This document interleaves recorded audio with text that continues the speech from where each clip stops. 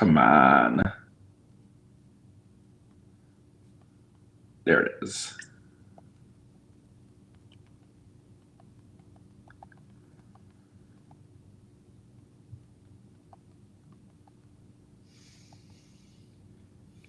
Oh, sorry.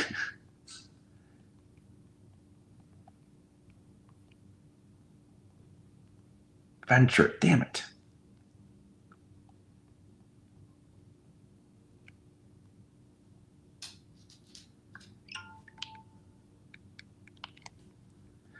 All right. All right. Hi, you're listening to the Biggie Comedy Venture podcast. For those of you who don't know me, my name is Eric Fady. I'm a podcaster and Michigan area stand-up comic. I'll be taking 2022 to travel around America with the goal of really exploring the country while also trying to perform comedy in at least once in all 50 states. This podcast is a weekly show where I will be sharing my experiences from being on the road throughout this crazy adventure. And because I can sometimes tend to ramble a bit, I could and use help reining my stories in, I have asked my good friend Amy to be my virtual co-host / sidekick for this wild ride. It's been a few weeks, Amy. Hello. Hello, how are you? I'm doing very well. I will talk about this in upcoming other podcasts, but I gotta be honest, I don't think flying's that hard. I think you're gonna go on record and say it, huh? I think that I could be a pilot. After 10 minutes at the helm. I don't know if that. Well, you've already got some flying hours in, so I do. I've logged a few point. I think I've logged 0.02 or whatever 10 minutes is. Not even a half an hour, but nonetheless, time is time. That's funny. Anyway, we haven't done the show in a little bit. I had some personal stuff is partially the reason, and I'll be honest, I had a little bit of an anxiety attack.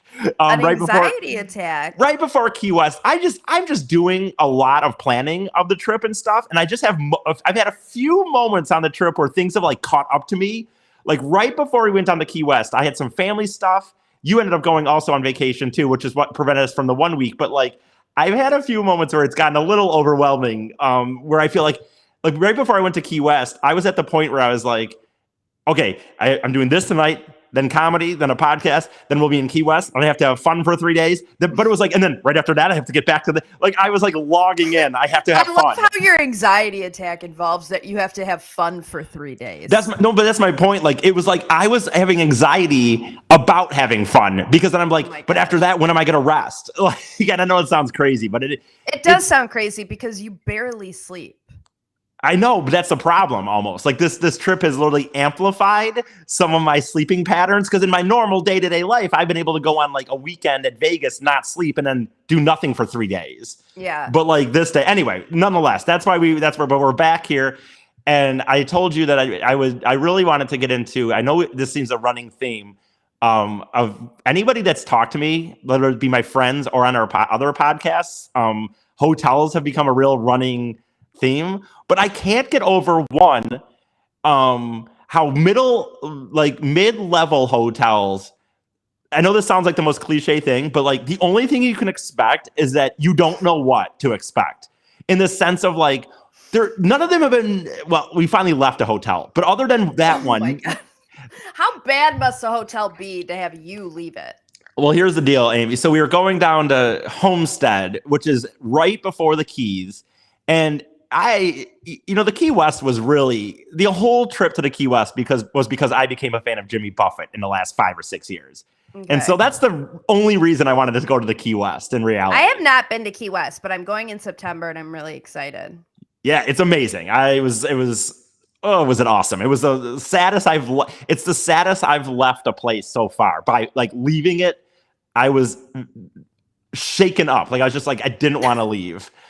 Even though we were going on to nicer and cooler things. But anyway, my point. So we stayed at Homestead because it's a 2.5 hour drive without traffic from Homestead to Key West. Mm-hmm. And really, there's almost never no traffic going down because people are always going down there. Right. And so we stayed there thinking, oh, whatever.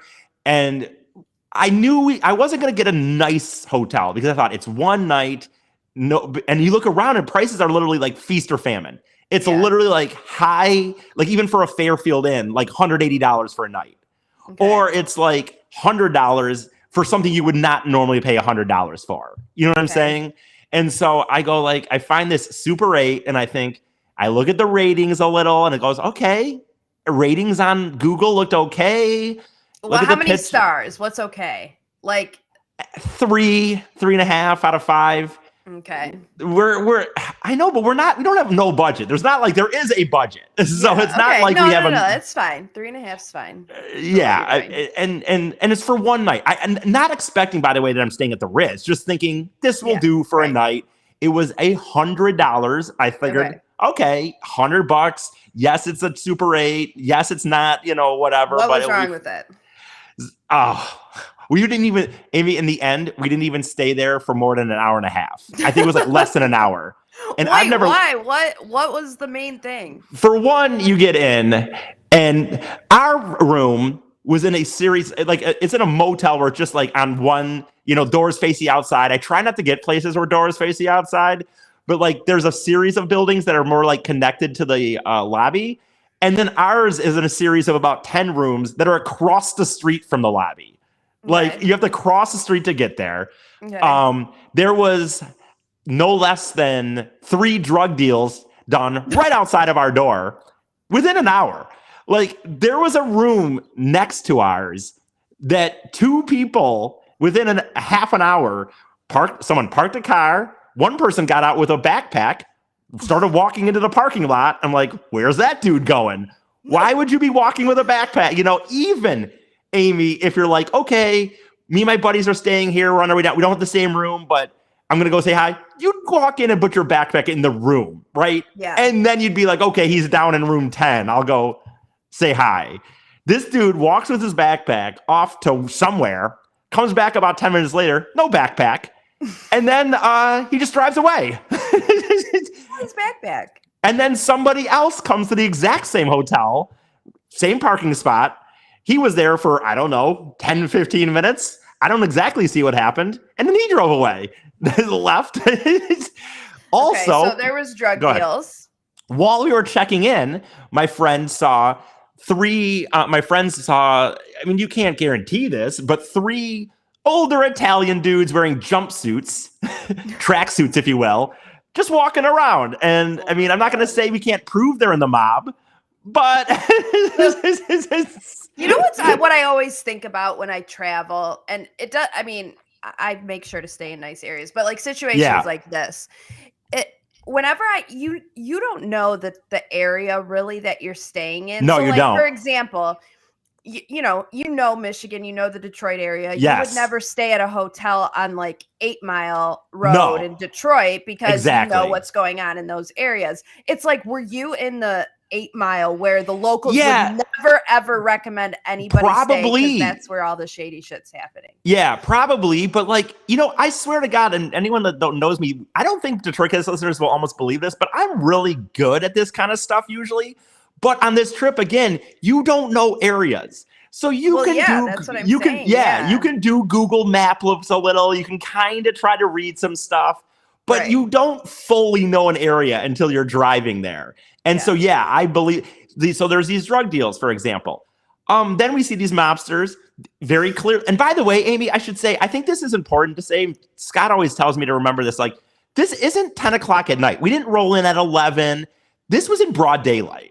Yeah. Like, this was at like 5 p.m. Yeah. Like, so Italian men in tracksuits. Yeah. And so they happen to try to have a transaction go down with a lovely young lady that seems to be her corner, it appears. As I gotta tell you, E, I haven't heard anything so far, knowing you and your history, that has made me like, I don't understand why. Something else had to have happened. Here's the thing. I've never stayed. I've done things in my life where I'm the one doing crazy drunk things at 4 a.m. I've never stayed at a hotel where, I mean, dude, Amy, if it's already within an hour, literally. So one of the mobsters tried to get the services of this young lady. They had an argument. It didn't go well. And they walked off not happy with each other.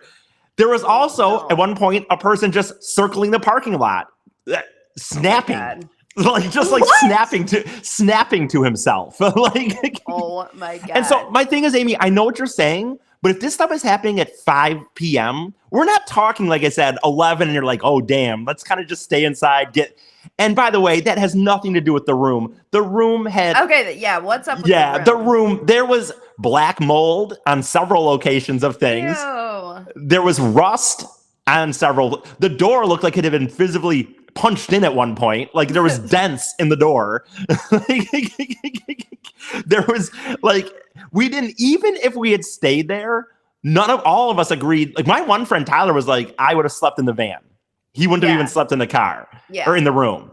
And so to me, all that is worthy of leaving. Yes. Obviously, and I look at stuff is too. Don't get me wrong, but no, and it was more just to me, if this stuff is happening, like I said, at 5 p.m. when the sun is visibly out, what is it going to be like in 5 hours? In 6 hours when it's 1 a.m.?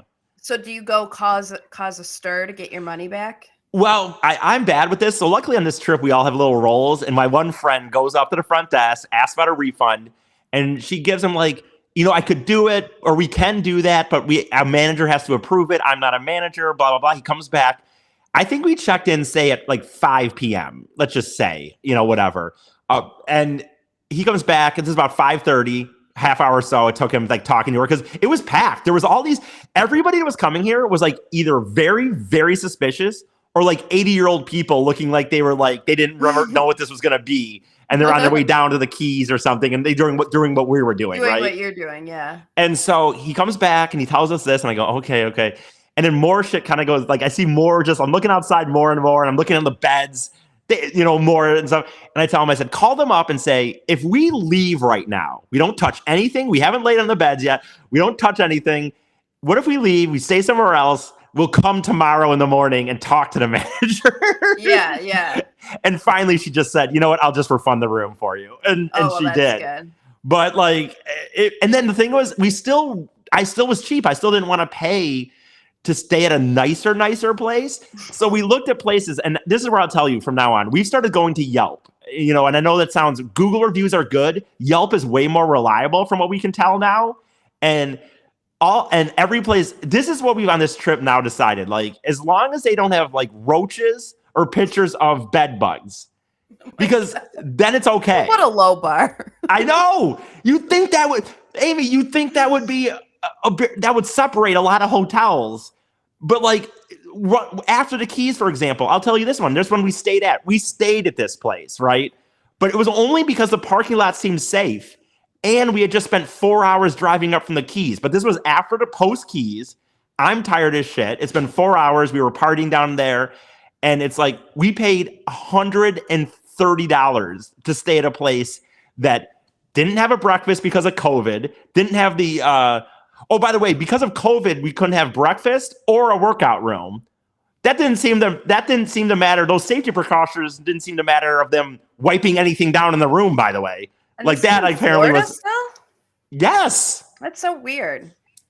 And I don't understand, by the way, what working out in the workout room has, but yet you can still go down there. And by the way, they still offered like cup of noodles and stuff in the front desk, so you could buy food in the lobby. But weird. But anyway, Amy, this place.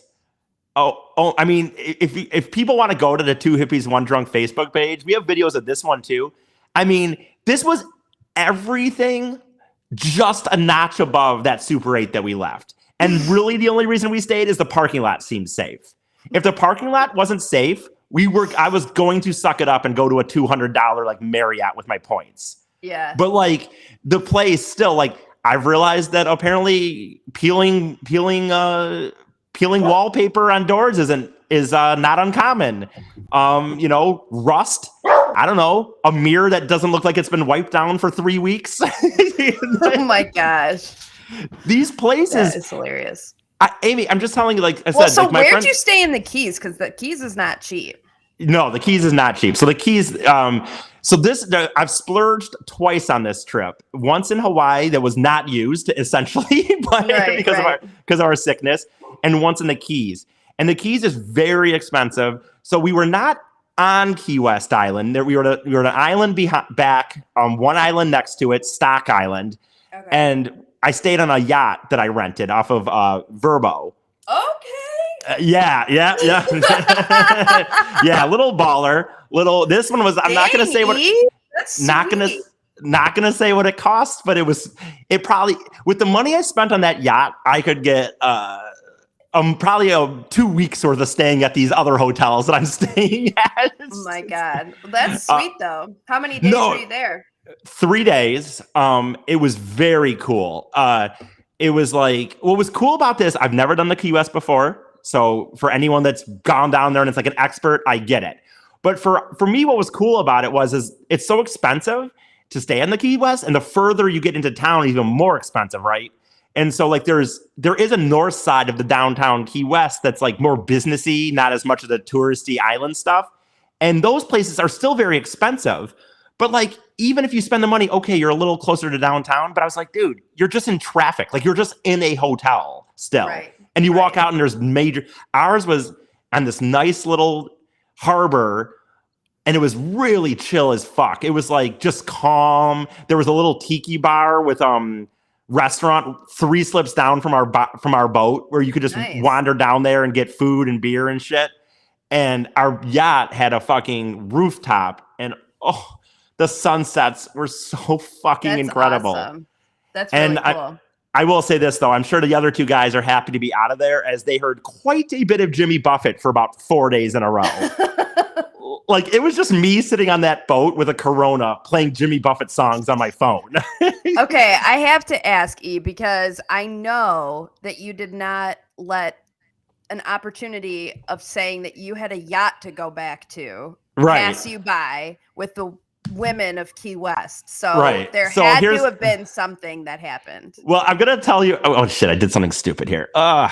Wrong thing. Anyway, sorry. I'm going to tell you the situation and you can give your assessment of this. God. Okay. But we go down Friday night to the downtown to do karaoke, and I'm feeling pretty good. I was originally going to take Friday off. I'm feeling pretty good. And this is a funny butterfly effect story to me. Like, you know how the idea of a butterfly effect and what can happen if things go a different way. But we're walking into the bar and the 2 guys decide they want to have a smoke outside. And I go, okay, no big deal. I'll walk in and get my first beer. If they don't want that smoke, we would have gone in, sat at a table, and just whatever. One of us would have got 3 beers, brought them back to the table.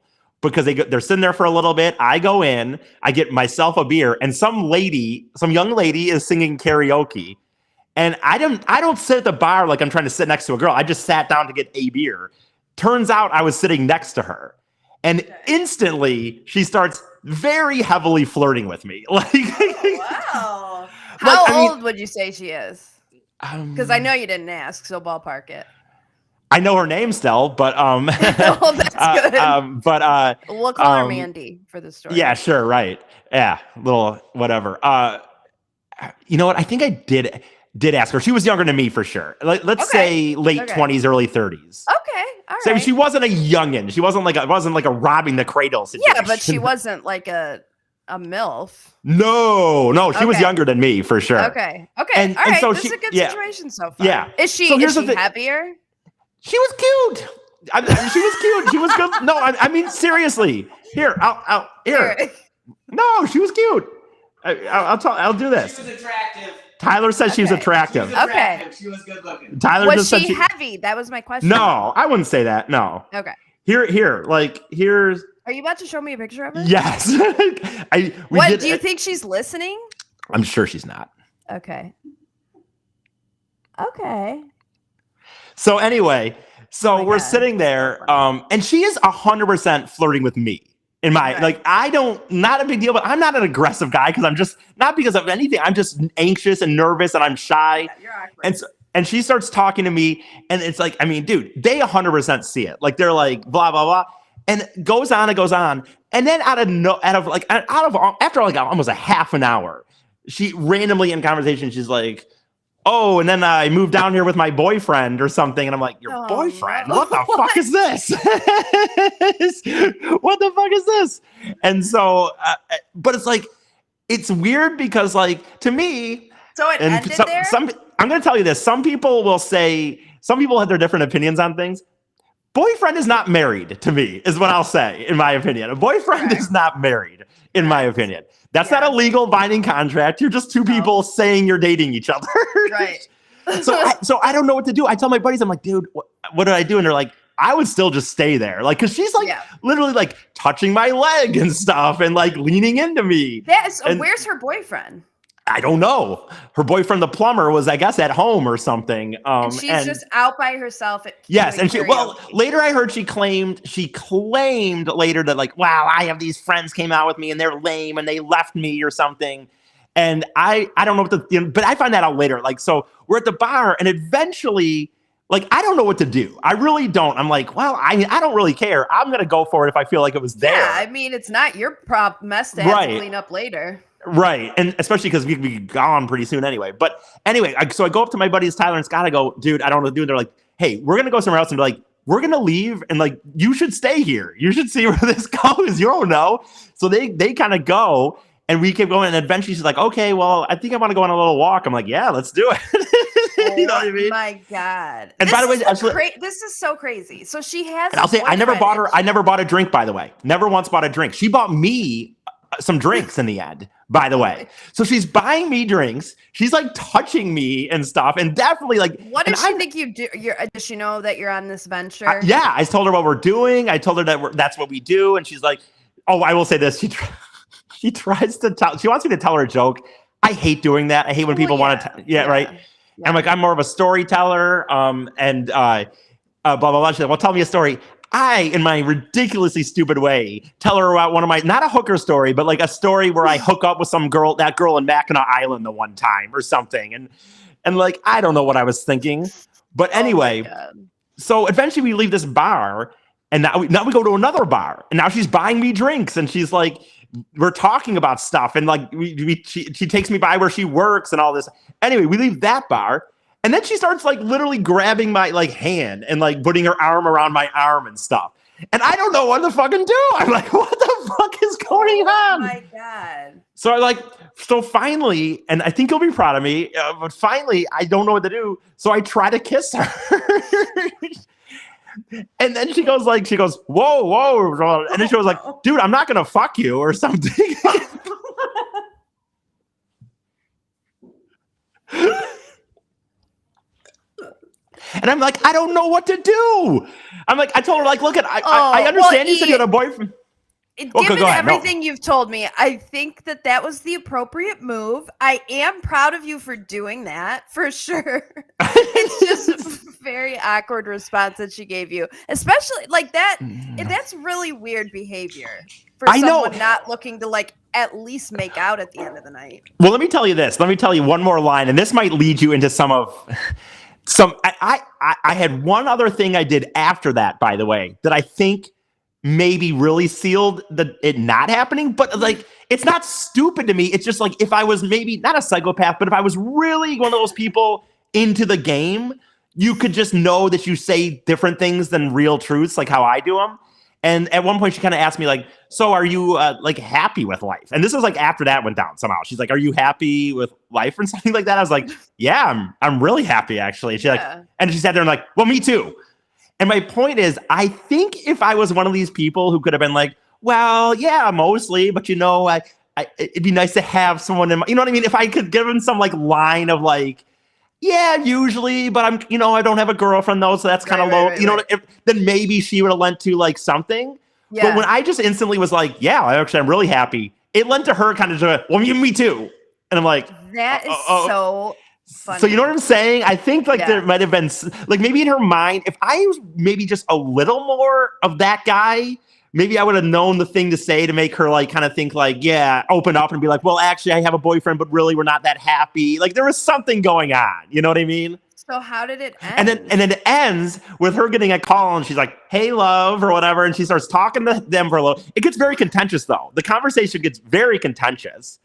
And I'm sitting right there not knowing what to do. Did she tell him that she was with a guy? I have no idea. I wasn't like right now because I kind of tried to give her some space.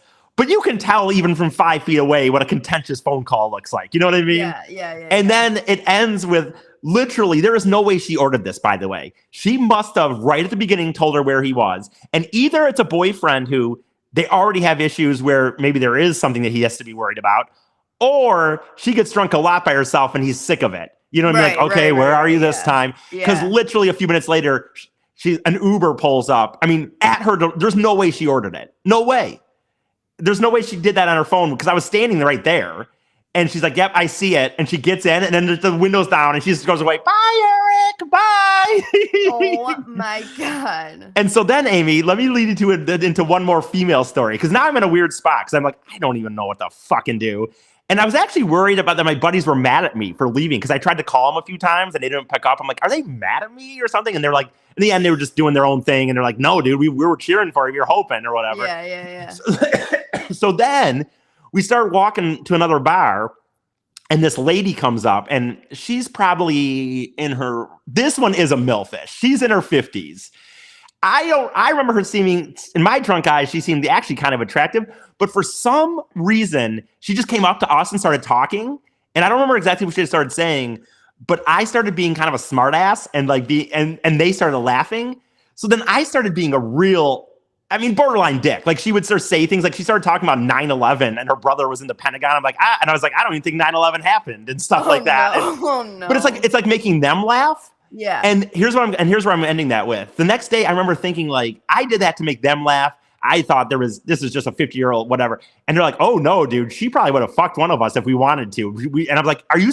And this is where I didn't read the story right? The situation right? Yeah. And I told him, I said, if I might have failed still, but if I had read that like they read it, I would have 100% been like, I need a makeup here. Like, I just fucking had this other situation. And I would have definitely tried it. But then she just like left, and like they were both like, oh yeah, that girl, she was drunk. By herself? Yes. How are all of these people just walking around by themselves? I don't know. But that was kind of my Key West Friday night. That was like our big night at Key West on Friday night. And then Saturday we had a much chiller. But so anyway, after explaining that story, I know you kind of already gave your opinion, but like, do you have any other you think thought? No, I think I'm proud of you for doing that. But I think that's a super weird response. So like, did you kiss her at all? She had the arm around me, and I kind of like how'd she have her arm around you? Literally, like if you were a couple and you were like locking arms walking down the street, like her hand in my hand. Bizarre behavior. Like literally hand holding. Yes, hand holding, and like she did the two arms around my arm and like holding my hand. That is so totally bizarre. I like I said, I think that maybe and you know what though, I would say this. I don't even think I would have wanted to be this. I don't like to be that guy.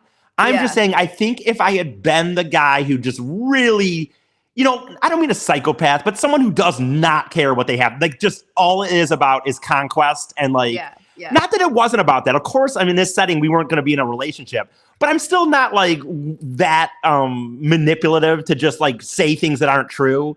I think if I was that guy, I probably could have been like, so are you happy? What's going on? You know what I mean? Yeah. And but I don't even know if that's true. You know what I mean? That is so funny.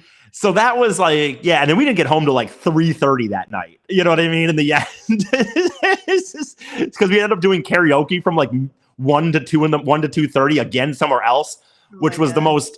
Anyway, whatever. So that was our Key West kind of. Like the next day, we had a much more chill day where we just rode bikes. And I would recommend anybody who's ever even considered going to Key West, if you're looking for a vacation, it's incredible. Like you can ride bikes around downtown, and it's like a middle-aged Bourbon Street. You know what I mean? Like Duval Street is hopping, but not quite Bourbon Street. You know what I mean? So anyway, there was that. I'm trying to think, and then like I said, the next day was really casual. We kind of rode our bikes downtown, just did dinner at Sloppy Joe's, which is very famous for like Ernest Hemingway used to go in there and get loaded, I guess. And by loaded, I don't mean when he loaded a gun and blew his brains out. I mean like the drinking kind. I had to say that. I don't know why, but I had to. So where are you right now? We're in Charleston, South Carolina. Where are you staying? Oh my God, dude. This Mr. Kennedy, for anyone that is familiar with my story at all, and if you're not, I have a friend, a longtime family friend called Miss the Kennedys, and not the John F. Kennedy kind, but oh man, maybe close. And they hook us up with these timeshares that he has, and he doesn't make us pay. Nice. This, Amy, it's funny. So I had a thing with my friends here. We're on the top floor of this place. It's literally like a full-on apartment. Like we have this hallway over here that is a good 15 yards. Do you share walls? Because people are probably going crazy with your cackling. We do share a wall with we are hot. We're at the top floor, and there's literally only two rooms up here.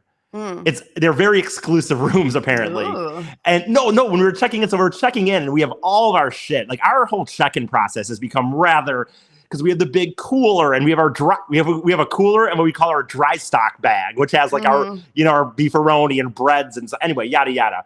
So we're bringing it all up, and the guys are tired because we've been driving up here, and it's funny because I go, we're on the 4th floor, and he goes, okay. And I go, the only thing is though, we can only take an elevator up to the 3rd. Then we have to walk it down to these stairs. And you could see it in his face. He's like, we have to drag this stuff up from the floor. Like, are you sure? Can't we just? And I told him, I said, here's the thing though. I asked like, hey, can we maybe get the 3rd floor? And she's like, well, the 3rd floor is all studios. I mean, like you're in a premium room. Like, I don't think like, so suck like, it up basically. Right. So like, you might want to keep it. Like, so. Yeah. It's a very nice room down, and it's right downtown Charleston. That's so like this Charleston is so fun. Yes, very cool. Yeah. And like this morning, I literally went on a run right down by like the bay where you can see like Fort Sumter and all that shit. That's awesome. Let me try to think of Daytona. We did Daytona too, and I'm trying to think if there was anything. Oh yeah, that was like a dream for you, wasn't it? What, Daytona or Key West? Yeah. Key West was. Oh, okay. Daytona. Did you go to Daytona? Oh, well, okay. Well, that was what you're thinking of, is that we got to Daytona the day after the 500. Oh, okay. But I did a week before that. Me and Scott did drive from Orlando to Daytona to watch like a practice session. Okay, gotcha, of the cars.